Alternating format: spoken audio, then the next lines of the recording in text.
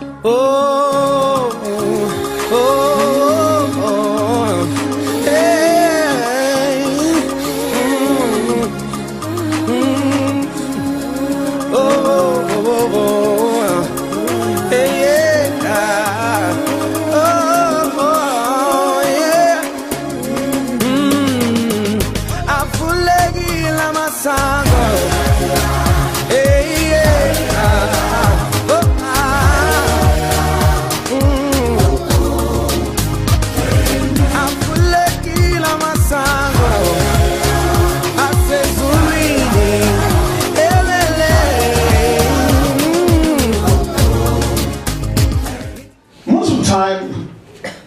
When people are enjoying Happy New Year,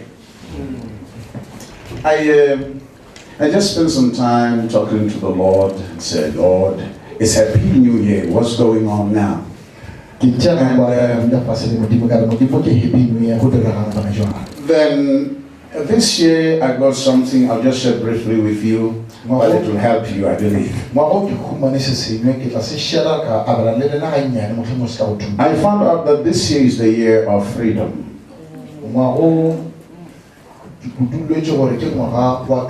Amen. The year of restoration. But also the year of great responsibility.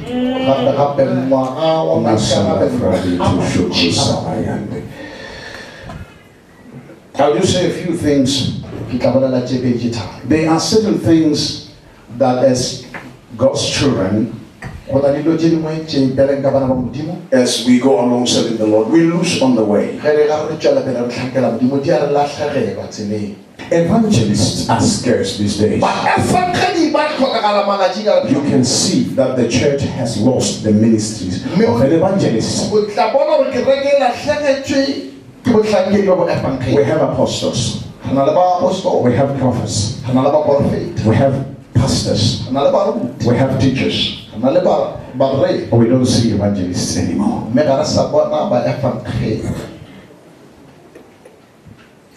We've lost it. An evangelist does not have a church. He's a church member. His burden is just to go out there and preach and get people saved. Then on Sunday he's in church. He doesn't start the church, but he belongs to the church. We don't have them anymore. So these are the things that we have lost,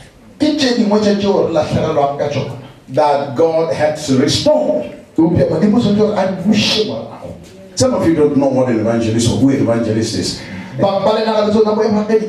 In a nutshell, an evangelist is a preacher of the good news. It doesn't matter how much he knows about the Bible. It doesn't matter what subject of the Bible you give to him.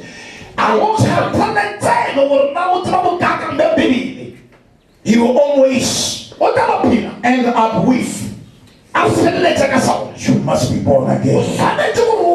Jesus is the Savior. You can give him a subject or a thing on, speak about money. He will come at the end and say, I don't care how much money you give to the Lord. If your life is not given to Jesus, you are nothing.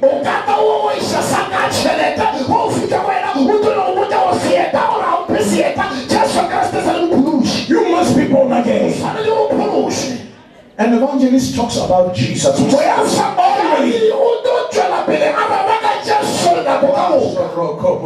And signs and wonders and healings and miracles. He can preach for 5 minutes. But people will be born again. People will be healed.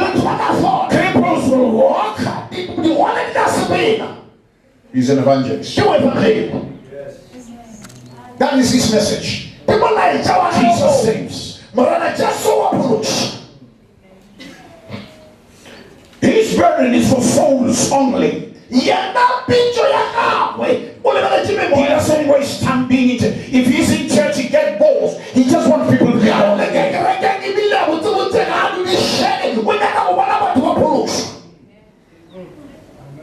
And they need the support of the church, of course. people get born again, he doesn't build his church. He sends people to the church. That's an evangelist for you. But they are rare these days. If you see attend someone, he's an apostle. He's starting a church.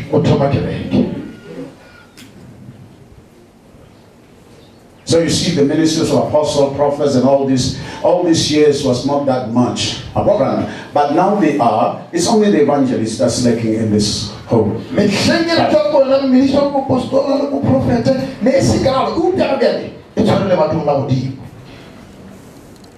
So these are certain things that the Lord has to restore. You see, God does not restore things that we do not desire. If we ask Him, the evangelists will come out of our churches. They will go out and preach. And they will bring people to church. Amen. There is another thing that is lost. Let's look at Zechariah chapter 12, verse 10. I'll talk about these ones. Zechariah 12, verse 10. Zechariah chapter 12 verse 10. And I will pour on the house of David and on the inhabitants of Jerusalem the spirit of grace and supplication. Then they will look on me whom they pierced. Roma 8:26. Le wona moya o re tlhatsola phokolo gobane rena ga re tsebe se re ka go se gopela le mogwa wo wa go gopela ga re o tsebe ke wona moya o re rapedišago ka diphegelelo tše di šitago molomo. Amen. Romans chapter 8 verse 26. Likewise, the Spirit also helps in our weaknesses, for we do not know what we should pray for as we ought, but the Spirit Himself makes intercession for us with groanings which cannot be uttered. One of the things that the Spirit of God is saying is that He's restoring the spirit of prayer.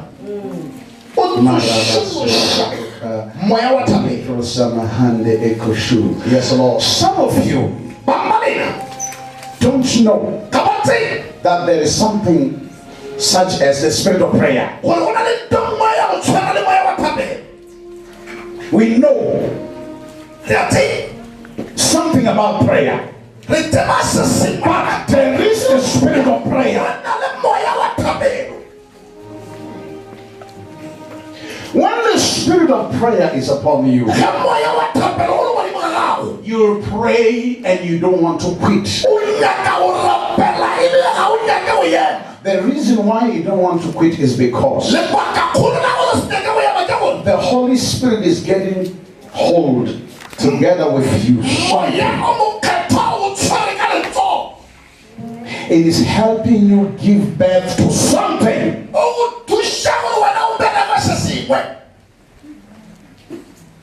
The reason why we don't see certain things that God used to do in the past is because the church has lost the spirit of prayer.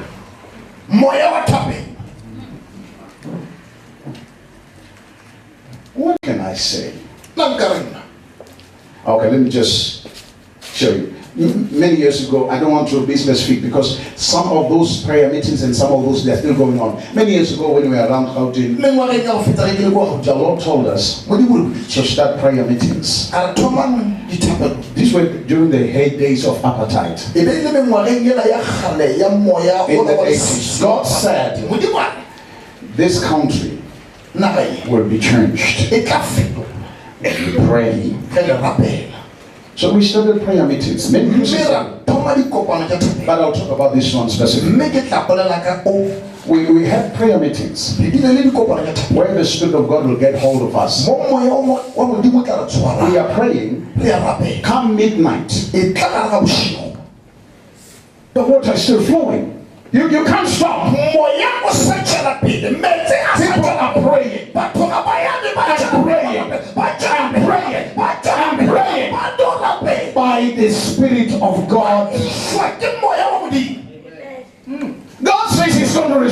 spirit of prayer. Because listen to this. Some of us don't know that what God does in your life is this. In prayer, He takes you by the hand and He leads you to the future. And you start creating your future. Then you come back and you start walking on the very prayers that you have prayed. So if you don't pray, if the Spirit doesn't help you, you live a confused life.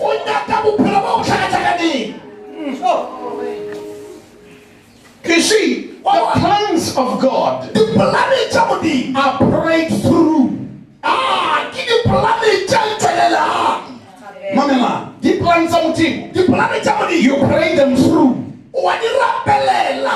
before they can become. That's why I say God takes you in the future through the journey of prayer. Then He takes you back and says, son, as we were praying, we were creating this. Walk here, turn here, go straight, turn around, go this. The church has no future without prayer. And the Holy Spirit, one of the titles of the Holy Spirit,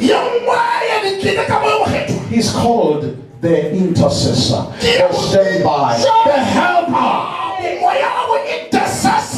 That is why Zechariah 12 verse 10 he said, I'll give them the spirit of supplication.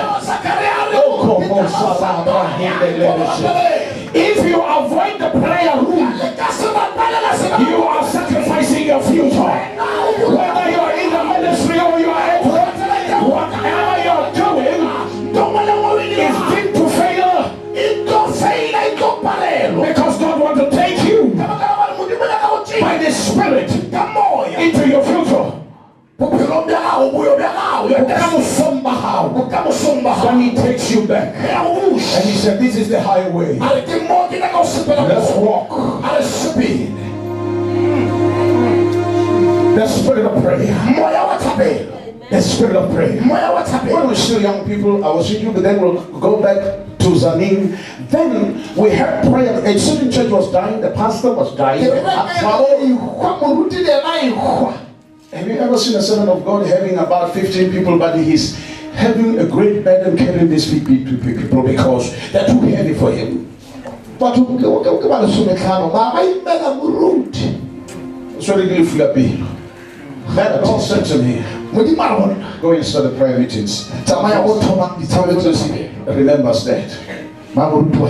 We started praying. The spirit of prayer will come upon us.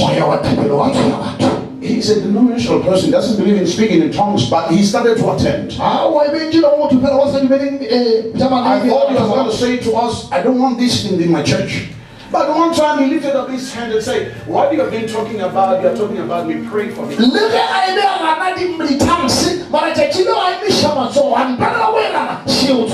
see the church beginning to grow. He doesn't know why he did like that. The spirit of prayer. It's a creative spirit. Yes. Yes. Prayer is not soul therapy where you go or kilo borsa. Prayer is creative.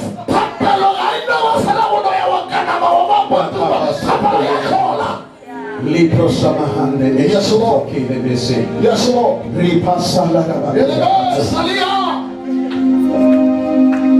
Yes, Lord. You see, in prayer, we are looking for answers. We're not just performing a religious rite. We're looking for answers. Through prayer, brings answers. Say it again, Pastor. The spirit of prayer is been restored to the church of God.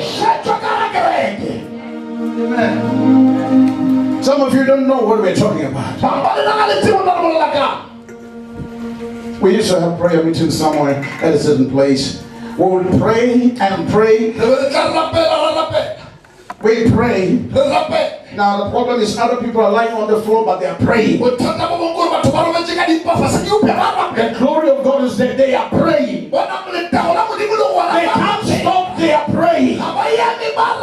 You'll have to pick them up, put them in the car and say, when that devil are complaining, but they are praying all the way. Wait until you see the answers. That is why a prayerless church is a powerless church. Hallelujah. Amen.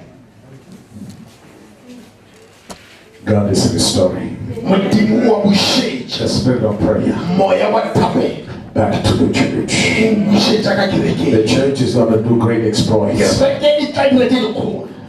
because the church is going back to its position. Thy will be done here on earth as it is done in heaven.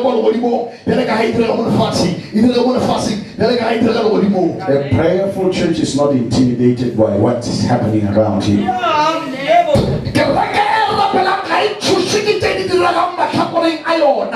Because it knows how to change things.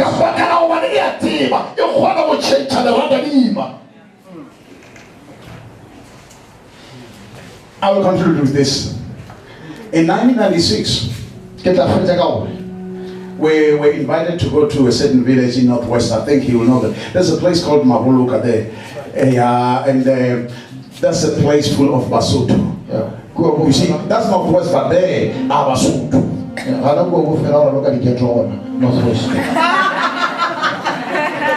I was invited there, they told us that they've been trying for over 10 years. No person. Missionaries preached tents there. They tried to preach, but they had to run away because 6 o'clock, AK-47. It was just like that.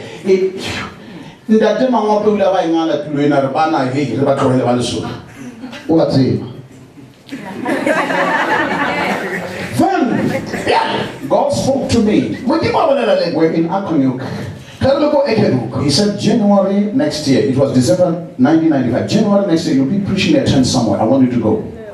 January 1996. When we got there, you know, you're coming from Palabra. Some can't even locate Palabra on the map. In South Africa, there's South Africa, but they can't really navigate. So we got there. They told us the story of what was going on. So I said to them, don't worry.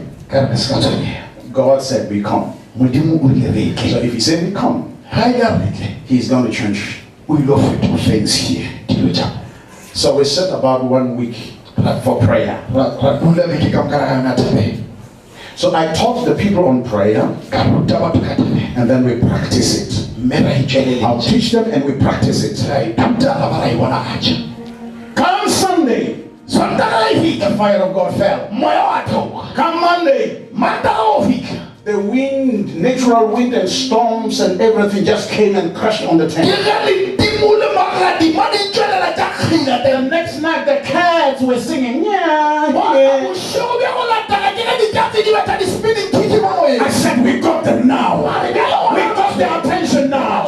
It's all over now. Come the other days. 2 weeks I preached only 4 nights. The moment we took the mic, I used to sing, what our man said to Aleni, Gusembuye Namkanje, Royal Zizim Mangaliso, Gusembuye Namk. How did we know that song? Jesus came down. I joined that song of Pindus Bonagaliso Tikoa. Pindu Kulume. No, Pindus Bonagalis. Oh, Pindus Bonagalis. Oh, amen. Amen. Jesus came down. I couldn't preach for 10 days. When I took the mic, the glory falls on the people. When we left, 3 churches came out of that crusade. After 2 weeks, It was easy for other preachers to come and preach and get people saved. And they preached and people got saved. Was it because we were special? No, we prayed. The spirit of prayer. The spirit of prayer is created. At our place, someone said, wait, it's very far. At our place where we are, 1996, 1998, it's 1998. They invited us. There was a certain place where these people tried to start a church. They'll bring wonderful men of God, they preach, many people get saved. When they leave with the church. The church is dead.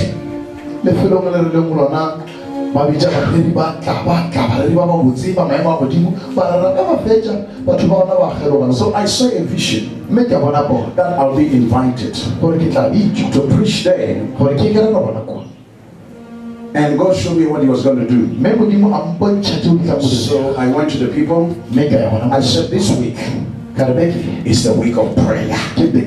Whatever is killing and disturbing and aborting the viability of a church in this place, we'll destroy it. We prayed.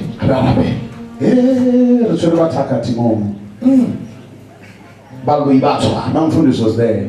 I don't mean to say, when are you a witch? No. They come running into the church.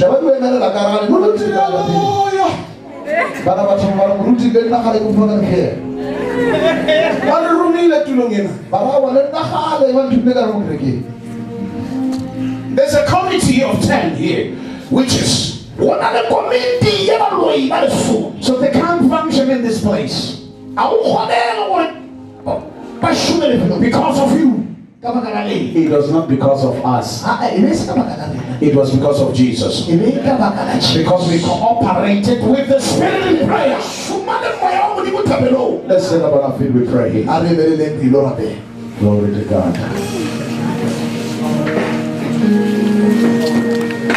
Every day and every hour you faithful.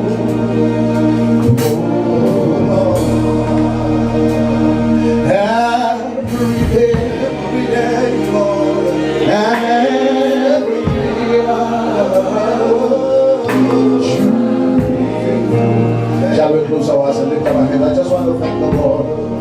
Every day, every day.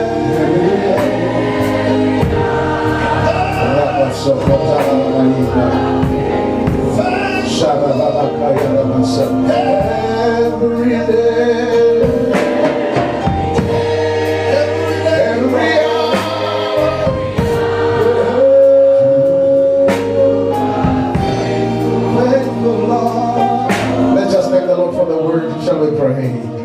Let's just thank the Lord. Father, we thank you. We thank you, mighty God. We thank you, Jehovah.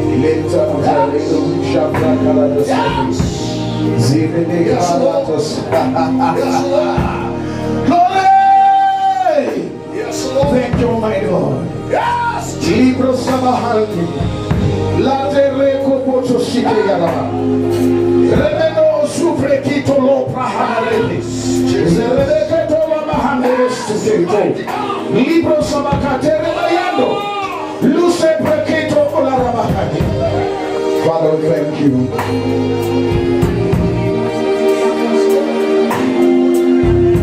Father, we thank you. Listen to this. Some of you have been sensing in your spirit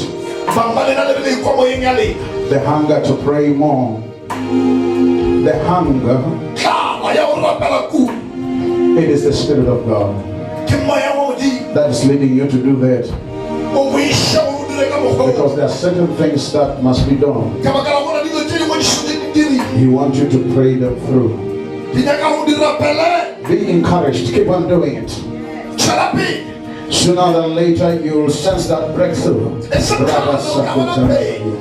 Father, we thank you. Praise you, Lord. Praise.